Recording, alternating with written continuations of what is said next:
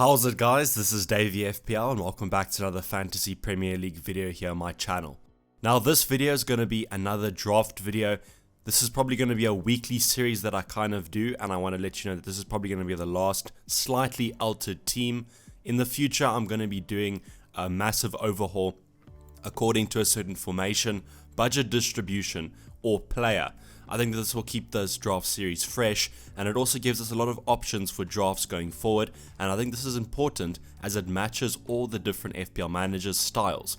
And that is good because not everyone has the same style of play in FPL, and you could be wanting to have a certain player or a certain style or formation, and this will suit you very well. If you have not yet, I highly recommend that you subscribe if you are new or you are enjoying this content that I'm producing for this upcoming FPL season. This will just give you the videos on notification or pop up in your subscriber feed more often and on your home screen more frequently. I recommend this as I know that the draft videos get a lot more views and a lot more people want to view them, but I do think that the other videos in between are highly important and probably even more important than these draft videos because they give you the understanding and the tactics that go into choosing the teams. Such as I did a player review and a fixture review of teams attacking and defensively that you should look at. And even though all these players are not in my draft, they could be viable for your drafts, and that's why I recommend them. But nevertheless, let's get into this video. So I've gone and put up the league code for our community league, Dayvy vs the World. The code is BDFI35. So please join if you have not. I know a lot of you have joined. There are a couple of pages already. So I just thought that this would be a little bit of a fun thing to do. So join if you want to, and we can see where we all finish at the end of the season. But let's get into the first draft. So there have been some slight changes starting off in the goalkeeper position. As I spoke about in my fixture review video, Burnley do have some very nice fixtures coming up. So I've decided to include Pope into this. Now there's a little bit of thinking behind this with Heaton apparently moving to Aston Villa, which is a potential move, nothing confirmed yet. Please don't assume that that is 100% fact. But if Heaton does leave, that leaves Pope as the set starter in my opinion. I just don't think Joe Hart's going to challenge much. So you could still opt for this rotation of Pope and Heaton if Heaton does still stay at Burnley. But if he does go, I'm opting for Pope as I think that he's a great keeper, and with those Burnley fixtures and that Burnley stereotypical park the bus style, he is going to be a great keeping option. I do remember before he got that shoulder injury that Pope was a great keeper making a lot of saves. So it comes into my team. The one thing to note is that there is quite a nice rotation with him and Heaton if Heaton does go to Aston Villa. So you could even look at that for safe keeping. Then in the defense we still have Robertson. He is pretty much my set and go keeper for Liverpool. I just really like him as an option. I think he is pretty much rotation proof, and Liverpool have yet to sign a replacement left back. So if he does not get a replacement, he's pretty much assured to start every single game, which I think is crazy, and we're just going to have to monitor that transfer situation with Liverpool as he could come in with a little bit of rotation risk if they do sign a highly qualified replacement. Then the first change in our defensive lineup, we do have Walker instead of Laporte. Just comes in at a little bit cheaper, so comes into the squad as he does offer a little bit more attacking threat, although it is to be said that Walker sometimes plays that right or left centre back in the back three for Man City. So not that much more attacking threat, but if they do play a four at the back, definitely as a fullback option. Does come in at 0.5 mil cheaper, so a lot of people are looking at him as the budget is quite spread this season. So I've brought him in the team to just counteract some of the other moves that I've done in midfield and attack. Then we have Digne, who still remains in the squad, but I've decided to double up on that Everton defense with their two fullbacks. I just think that Digne and Coleman are very good options, and there's probably not much in it when comparing the two of them. Digne probably comes out a little bit on top, but then he is more expensive. So if you're looking for a replacement for Digne, I would look at Coleman, but I've kind of gone for both. That's just down to their amazing fixtures. I also covered this in my fixture review, but look how many green fixtures they have here in the first 10, even going on to about game week 14. So these two defenders will probably stay in the squad till game week 14 if I do choose to double up on their defense. This, however, is all counting on if Everton start the season well. That is highly important and something that they sometimes do, but sometimes fall off a little bit in. But I think that Everton are going to be trying to challenge for that top 6 spot, so I don't think it's that bad having 2 fullbacks from their squad in. A lot of people probably are going to be asking why I didn't double up on the Liverpool defense. I just think that there's a little bit less rotation risk in the Everton defense and the fixtures are better. So I know Liverpool are a better squad, but this is kind of who I've gone for as a little bit of a cheaper alternative to that double up in Liverpool. Then we have another Everton man with Sigurdsson who still remains. I could easily swap him to Richarlison, but I'm just monitoring the situation after Brazil did win that Copa America trophy. So we'll see when he comes back in the squad and how things are setting up. If he does play that false 9 position or even that centre forward position, that'll be quite an interesting option there, as he will be that out and out main man. Still with Sigurdsson, after all his set piece work and his playmaking style makes him a favourable FPL option. I know a lot of people aren't having him in their squad, but I just think I like the style of play that he offers, so he will be in my squad. Then we have Salah and Sterling, which are my 2 main options there.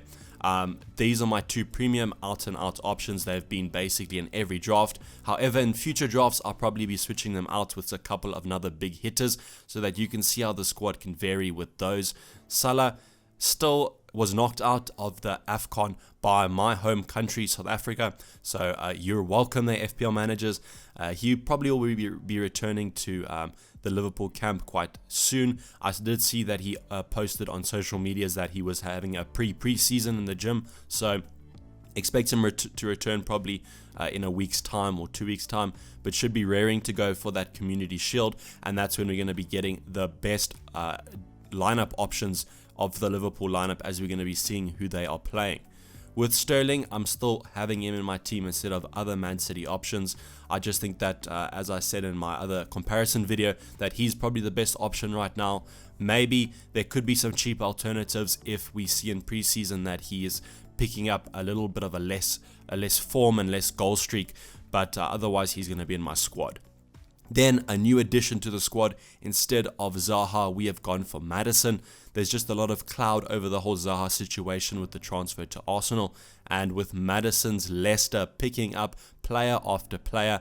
They have recently signed Tielemans, who comes in at 6.5, a good alternative to Maddison in my opinion.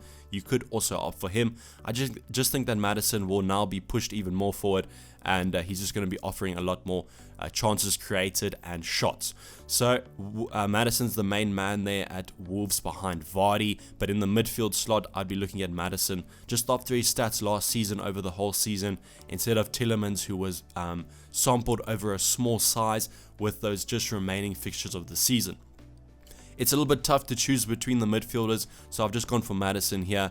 I don't think the price lies. I think that he is more expensive because he offers a lot more threat. Now in attack, instead of just having the one Bournemouth attacker of King, I've opted for 2, King and Wilson. I just think that, as I said in my fixture video, Bournemouth have some very nice fixtures, and I think that Bournemouth are a little bit of an attacking side always. I wouldn't really trust the defense, but their attack always seems to be pretty consistent, and I'm happy to double up on them. Right now, if I had to choose between one of them, it would be Wilson. I just, as I did in my comparison video, I know, sorry, I'm keep on shouting them out. I'm just saying that these decisions are made very easy because of the comparisons that I did do. So Wilson comes out on top in the stats, but King also remains a good option, and coming in at 6.5, there's not many 6.5 strikers that I do trust. Maybe Delafeu from Watford, but I think that Bournemouth's fixtures are a little bit better. So I've gone for the double up here, and the nice thing about this double up is it doesn't matter who takes the penalty, I will be getting those points. And Bournemouth tend to like to get some penalties, so King or Wilson doesn't matter, I will have them. I think this provides a little bit of a safer roulette for my team, as you're not kind of just doubting a King playing the one game and then Wilson scoring the other. I know I had a lot of that last season when I opted for King, and he would score, but the next game week Wilson would score 3. So you kind of are covering all your bases here with that Bournemouth attack. So on the bench, Button, as I said, he's just a 4 mil budget enabler there. Could change if I did maybe downgrade someone, maybe Madison to Tillemans. I could upgrade Button, but right now I'm pretty happy to have a cheaper keeper and then a budget enabler on the bench. Then we have Dendoncker, who is actually a very good FPL option. He's probably going to be in most FPL squads of the community, as he's been talked about a lot. Offers a little bit of goal threat, but he's also a set starter in that lineup and comes in at 4.5. So budget enabler that plays, very good option. Then we have Silva on the bench with West Ham. That is just another budget enabler. I just wanted to talk about my previous draft video where I picked Chicharito, and I know that was a little bit of a controversial pick, but I think that has been seen in light this week with Arnautovic leaving and Chicharito getting a new number. So I just wanted to say that I know previous drafts might seem redundant, but the thinking behind them still remains intact and viable. So in the last draft video, I said that Chicharito is a good option, as West Ham, if they don't sign another centre forward, he will be playing basically every game, and he's a very good poacher and scores quite a couple goals. So in my lineup I had him, and a couple of people were like, that's not a good option, but I think that's not the worst in the world after this week him getting a new squad number, which shows that he's still in the plans for West Ham's future. Then we have Rico on the bench, which is another interesting one for me. Bournemouth signed him last season, but after Nathaniel Klein came in on loan, Nathaniel Klein won that spot. So Rico at 4 more could be playing for Bournemouth. There's another option of Kelly at Crystal Palace that I've seen a lot of people go for, but Kelly, Rico, doesn't really matter. They're 4 million budget enablers, so you could go for either. But this is a squad that I'm currently having. As I said, future draft videos will be massively overhauled to fit in a certain player, formation, or budget distribution. So I hope you're looking forward to that. I'd appreciate it in the comments if you guys dropped any suggestions for upcoming drafts. I know that these drafts get very stale quickly because we change 1 or 2 things and then suddenly it's another video. So please put down in the comments if you want to see me focus a draft on anyone or any formation or that kind of thing, and I really appreciate it. But otherwise, please like this video if you did enjoy the draft video. These videos always do well, so it's a great way to support the channel with a like or a subscribe. As I said, please subscribe if you're new to FPL and looking forward to Game Week 1, and subscribe if you are old and maybe just haven't subscribed yet and are enjoying the content. It's a great way to support the channel, and also follow me over on Twitter at Dayvy FPL. We're going to be probably doing our first live stream around this weekend, hopefully. Not a promise. I have a couple of things this weekend, so might not happen, but definitely in the future. So as I said, go watch the other videos if you have not yet, and otherwise I appreciate you supporting the channel. This has been Dayvy FPL, and I'm out. Cheers, bye.